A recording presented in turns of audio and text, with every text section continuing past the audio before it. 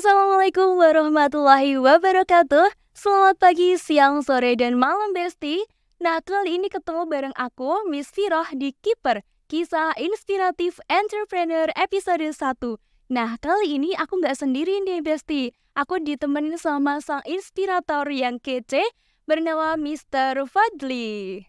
Halo Mister. Halo, Ya, gimana nih kabarnya Mister? Alhamdulillah luar biasa, senyum ceria, tetap semangat, inspire your life. Oke, Masya Allah, sangat lengkap dengan copy mapsannya ya, Mister ya. Oke, tadi kesini tuh gimana, Mister? Ada hambatan kah mau kesininya? Alhamdulillah, jadi tadi ini perjalanan dari Mojolaban menuju ke sini, tapi alhamdulillah tidak ada halangan dan lancar sentosa. Oke, alhamdulillah sehat juga ya, Mister ya. Alhamdulillah. Alhamdulillah. Nah, kali ini teman-teman sesuai dengan namanya, Kiper, Kisah Inspiratif Entrepreneur. Di sini saya ditemani sama Mr. Fadli, yaitu beliau adalah seorang Direktur UKM T-Maps tahun 2018 dan juga owner Kahfi Confection. Nah, jadi di sini teman-teman kita bakal ngomongin juga tentang bisnis, bagaimana para muda ini bisa inovatif untuk menciptakan peluang-peluang baru melalui wirausaha.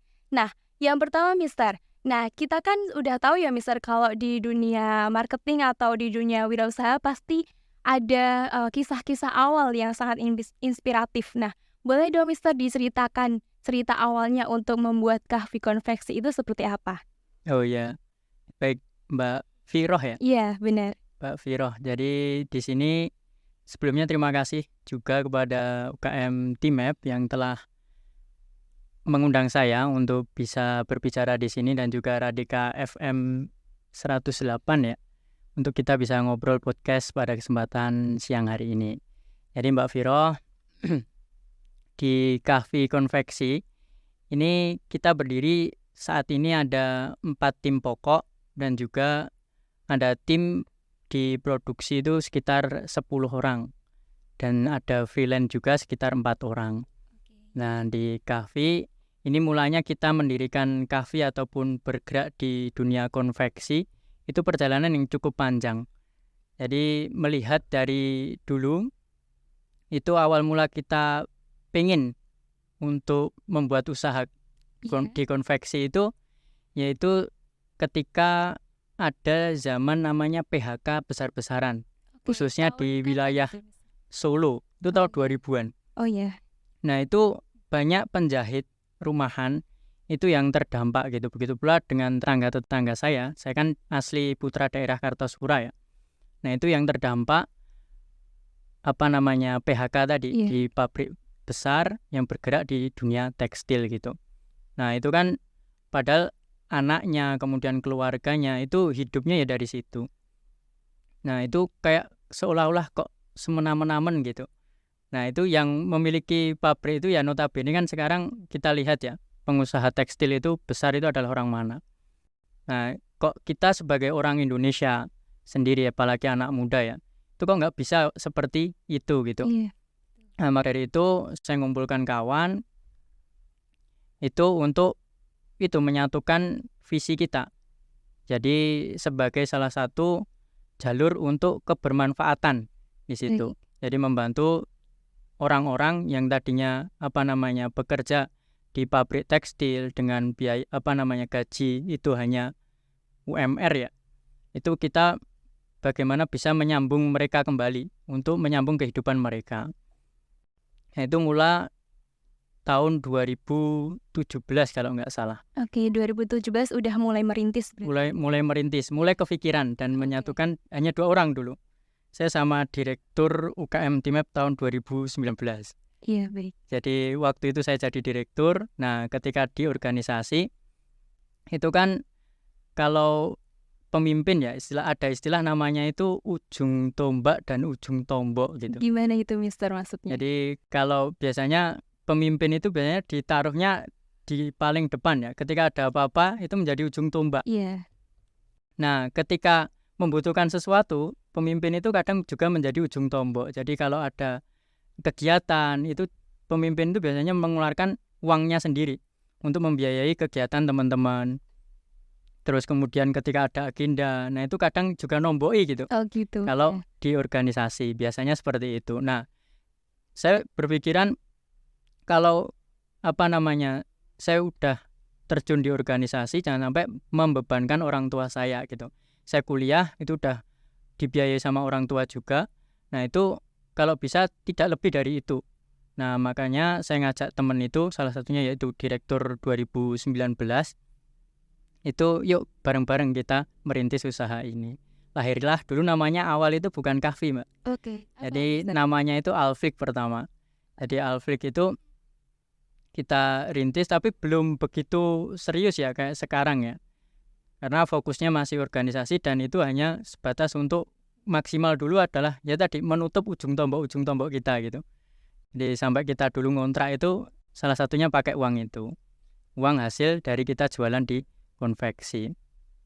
Nah, begitu berjalannya waktu, Alfik kemudian tambah orang, kita 3 orang, kemudian setelah itu muncul namanya, kita reborn ya, namanya Kahfi Fashionku atau Kafaku. Oke, jadi sempat berganti-ganti ya, Ya, Mister? berganti 3 kali. Nah, setelah Alfik, Kafaku, ya yang terakhir ini adalah Kahfi. Dan itu pengembangan dan sekarang udah fokusnya ada marketing, kemudian produksi dan lain sebagainya itu. Oke. Jadi munculnya Kahfi konveksi itu berawal dari kecemasan dari Mister sendiri terhadap lingkungan yang saat itu memang banyak PHK kayak gitu ya, Mister ya? Iya. Oke.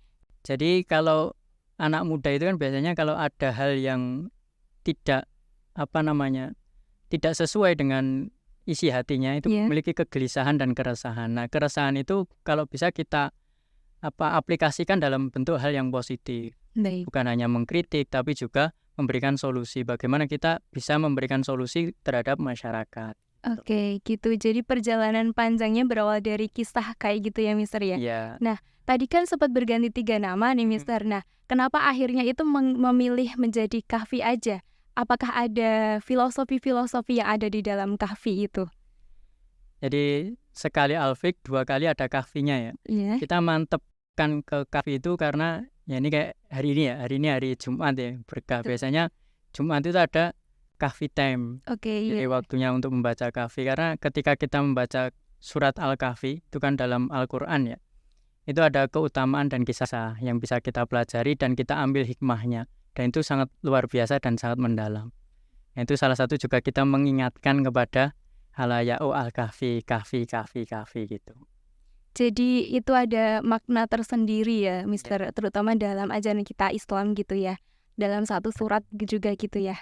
Oke, nah jadi Mister, tadi kan sudah dijelaskan nih dari cerita awalnya adanya Kahfi konveksi itu seperti ini. Pasti kan ya nggak lurus-lurus aja ya, Mister, perjalanannya. Nah, pasti juga ada banyak rintangan, mungkin nggak cuma 1 atau 2 aja, pasti juga banyak untuk mencapai kesuksesan kali ini. Nah, tapi boleh tolong diceritain nggak, Mister? Itu 1 aja tantangan terbesar yang pernah Kahfi konveksi ini alami. Berusaha itu pasti juga ada tantangan dan rintangannya. Di Kahfi pun juga demikian. Jadi ketika dulu awal kita mulai merintis usaha itu tantangannya belum kelihatan karena kita masih ngesup ke produksi ya, ke produsen konveksi, kita bagian marketing, jadi tantangannya nggak begitu kelihatan. Tapi ketika kita udah memutuskan kita produksi sendiri dari kulaan bahan, kemudian kita nentukan SOP pola dan lain sebagainya itu sampai packing, nah itu baru muncul tantangan-tantangannya. Salah satu itu ada cerita ketika kita dapat pesanan jaket itu. Pesanan jaket jumlahnya cukup banyak. Nah, itu kita masih proses mencari penjahit rumahan itu. Nah, kita nemu tuh penjahit rumahan, jaraknya jauh lah dari tempat kita tinggal.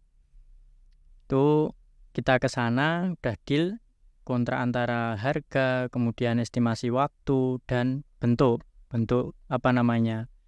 produknya seperti itu. Nah, ketika udah jalan tuh, kita katakanlah waktunya itu deadline hari ini gitu. Nah, saya tanyai ke penjahit itu, ternyata belum jadi gitu. Nah, dan mirisnya itu ketika ya udah kalau belum jadi kan coba saya tengok ke rumahnya ya, di tempat dia menjahit itu. ketika saya ke sana itu rumahnya tutupan, terus kemudian produk saya itu dicantolkan di depan pintu, bayangkan. Masya Allah. Jadi jaket yang kita mau produksi itu customer udah menanti karena waktunya udah deadline ya. Nah itu customer produk saya dicantolkan di pintu, diwadahi gitu. Saya kaget, ya Allah, segininya gitu. Apa salah saya? Saya evaluasinya bukan kok menyalahkan penjahit, tapi apa salah saya gitu. Apa yang saya perbuat sehingga penjahit itu seperti itu kepada saya dan tim gitu. Nah ketika saya lihat itu, saya buka itu di wadah itu, ternyata jaketnya itu belum 100% jadi. Berarti belum siap dipakai gitu ya, Mister? Bukan hanya belum siap dipakai, tapi juga dalam desain, katakanlah nih, ada lerekan kan biasanya. Lerekan belum terpasang, jahitan ini belum jahit rapi. Nah itu wah, ya Allah, gitu. Dek gitu kan. Oh ya udah, karena kita bertanggung jawab juga kepada customer, kita nyari penjahit lagi. Kita ubah itu, kita bayar lagi ke orang gitu. Jadi ruginya double. Kita tambah kain lagi. Karena di potongan kemudian untuk menyambung komponennya itu enggak sesuai. Ya udah kita ganti, tambah bahan, tambah biaya penjahit lagi. Sama aja mulai dari awal gitu. Mulai dari awal. Jadi double lah. Iya, betul. Nah, itu ya cukup lumayan. Ya jutaan lah untuk ganti itu.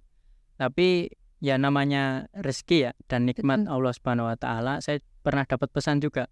Jadi pesannya bagus, Mbak. Jadi dalam usaha Mas gitu, pasti juga ada untung ada rugi gitu.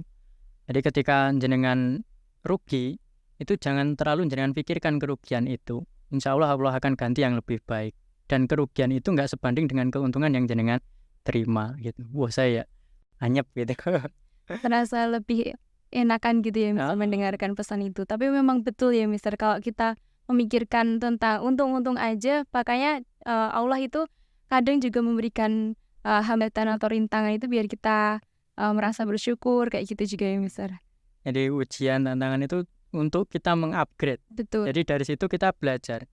Dari situ saya dan tim itu belajar bahwasanya oh ternyata ketika kalau dulu kan deadline, misal deadline-nya penjahit itu saya sampai ke customer itu sama. Nah, kalau sekarang kita belajar dari situ supaya tidak molor terhadap customer, kita deadline tuh spelling 1 pekan. Itu untuk aman tadi, biar kalau dia misal nih mbaknya pesan PDH ke kita. Nah, itu dari penjahit kita deadline tanggal 10 katakanlah, tapi saya ke mbak itu deadline 15 sampai 20. Itu jaga nih ketika nanti ada QC, quality control itu ada yang bermasalah, kita bisa gerakkan lagi kemana gitu untuk memperbaikinya sebelum ke tangan customer kita. Jadi 1 belajar itu, kemudian 2 belajar SOP dan review, kita belajar di situ. Kemudian untuk mempercayakan seseorang, nah itu juga perlu perlu memiliki, kalau saya insting ya, instingnya ini sama ibunya ini penjahit ini cocok gitu, bagus itu dalam kita komunikasi kayak gini, itu enak dan nyambung gitu, ya udah saya klik dengan itu. Nah itu kita kumpulkan, dari situ kita belajar dan kita kumpulkan banyak Mbak, bukan hanya jaket ya, itu jaket salah satunya yang besar mungkin. Dulu PDH juga pernah dan lain sebagainya. Sempat ada juga yang mau mengembalikan gitu, mengembalikan uang.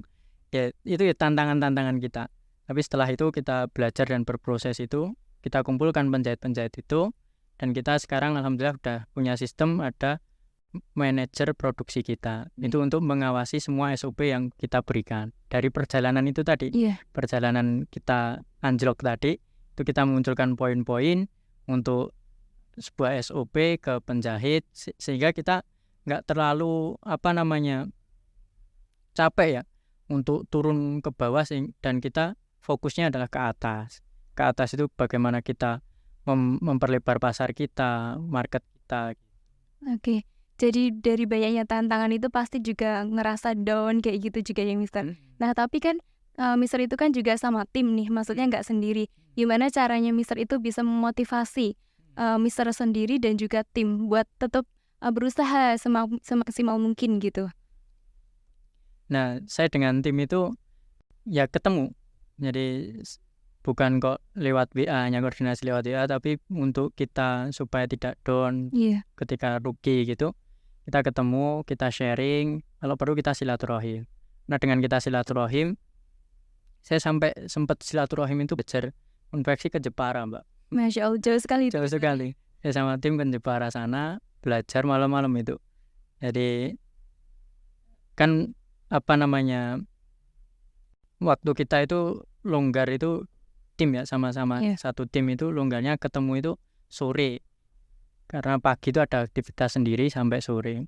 Dan ketemu sore, ya udah kita ketemu sore ke Jepara, malam kita ngobrol di sana sama coaching kita ya. Nah di sana yaitu menambah hati kita tambah semangat, karena di buah silaturahim itu karena selain memperluas memperbanyak rezeki, terus memperpanjang umur dan lain sebagainya, itu salah satunya juga menguatkan kita. Pasti ada nasihat, dapat tuah. Nah itu yang bikin hati anyep gitu. Ya, jadi menambah motivasi ya juga Mister ya. Nah, Mister, kan di sini juga setelah kita lihat kan juga banyak konveksi-konveksi yang bertebaran ya Mister ya. Nah, pastikan juga gimana caranya kita menjadi daya tarik tersendiri bagi customer. Nah, kira-kira apa sih keunggulan dari Kahfi Konveksi ini sendiri yang mana bisa bersaing sama konveksi-konveksi lainnya? Nah, jadi selain harga ya Mbak, biasanya kalau kita melihat itu yang pertama harga gitu. Kalau di Kahfi, tagline kita itu ramah, amanah, berkah. Masya Allah ya. Jadi ramah dalam pelayanan, amanah dalam memproduksi, dan berkah usahanya. Karena ya tadi sama-sama apple to apple gitu. Dia membutuhkan apa, kita siap menyiapkan. Nah, salah satunya ketika jenengan Mbak siapa, Viroh ya? Iya, betul. Mbak Viroh pesan ke kita, Mas, saya pesan PDH modelnya seperti ini. Nah, itu kita terbuka. Review dari Mbak mengirimkan desain ke kita, atau kalau belum mengirimkan desain, kita desainkan. Jadi kita ada tim desain itu untuk mendesainkan produk. Nah, ketika udah kita buatkan reviewnya, kayak ukuran, kemudian size card, kemudian apa aja bordirnya, kemudian warnanya apa, bahannya apa. Nah, itu kita detailkan. Review itu kita detailkan, kita sampaikan ke customer kita. Oh, ini loh Mbak Viroh, untuk review produknya itu seperti ini. Gimana, cocok enggak gitu. Nah, jenengan klik, ya udah itu menjadi acuan kita. Kalau ada apa kita kasih di sini. Oke, jadi memberikan pelayanan yang terbaik gitu ya, Mister. Salah satu pelayanan terbaik. Yang kedua garansi. Oke. Jadi di Kahfi itu ada garansi, karena kita juga dulu pernah mahasiswa, pernah berorganisasi, pernah pesan ke orang. Nah, kalau nggak digaransi, kita udah pesan 45 pieces katakanlah. Wah, ini kok namanya salah, namanya miring gitu. Iya. Wah, kita mau minta garansi, dia nggak mau gitu. Wah, nggak bisa, ini gitu, banyak alasan gitu kan. Nah, itu pelajaran buat kita. Oh, ketika saya dulu di organisasi dan saya beli sebuah produk, betul, itu ketika nggak digaransi itu ya hati saya nggak enak gitu. Nah, itu biar sama-sama berkah, enak kan, ya kita garansi. Nah, kita garansi produk itu, kemudian ramah tadi, amanah dan berkah. Pun juga kita ada free design Mbak. Oke, jadi itu nggak perlu menambah biaya lagi ya Mister? Nggak perlu menambah biaya lagi. Kalau jangan, Mas saya nggak bisa desain, saya cuma bisa orek-orekan kertas gitu. Nah, nggak apa-apa. Jadi ada itu yang gambar jaket orek-orekan kertas Mbak. Ada tulisan Arab gitu. Oh ya nggak apa-apa. Jadi kita desainkan, karena itu salah satu fasilitas dari kita juga, benefit ketika teman-teman itu pesan ke Kahfi. Jadi kita desainkan sesuai dengan keinginan. Dan konsultasi produk. Jadi dengan mau saya belum punya gambaran Mas, bahan apa, terus kemudian misal bordirnya seperti apa, sablonnya seperti apa. Nah, itu kita konsultasi dulu, nggak apa-apa. Jadi free konsultasi 25 jam gitu, selama nggak tidur. Jadi ini memberikan pelayanan yang terbaik gitu ya Mister Inti. Iya. Oke. Nah, Mister sebagai closing statement nih buat kita kaumnya gimana? Nanti modalnya gimana? Saya modalnya 0 Mbak. Beneran itu Mister. Jadi 0% gitu. Modal kita ya itu, karena modalnya anak muda itu, kalau orang tua itu biasanya modalnya umur 40 ke atas atau 50 ke atas itu modalnya adalah tenaga. Iya. Nah, kalau kita anak muda itu masih ada pikiran, masih ada tenaga. Jadi nggak perlu uang gitu. Kalau udah tua nanti ya tinggal uang sama tenaga.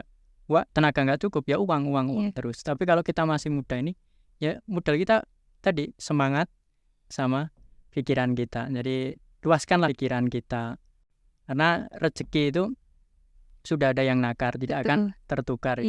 Meskipun itu ide kita, strategi kita itu di-copy, tapi rezeki itu tidak bisa dipaste kepada orang lain. Itu mungkin pesan buat teman-teman. Jadi sukses buat teman-teman di MAP juga. Terima kasih atas waktunya dan juga teman-teman dari Radika 108M. Semoga bisa menumbuhkan kreativitas dan jiwa-jiwa entrepreneur. Insya Allah, baik. Terima kasih sekali Mr. Fadli yang juga udah sharing ilmu yang sangat bermanfaat kepada kita semua. Nah, terima kasih juga kepada besti-besti semua yang udah mau nonton sampai akhir video ini. Semoga apa yang kita perbincangkan tadi ya Mister dapat bermanfaat untuk kita semua. Terima kasih. Wassalamualaikum warahmatullahi wabarakatuh. Saya Vira, sampai jumpa di event selanjutnya.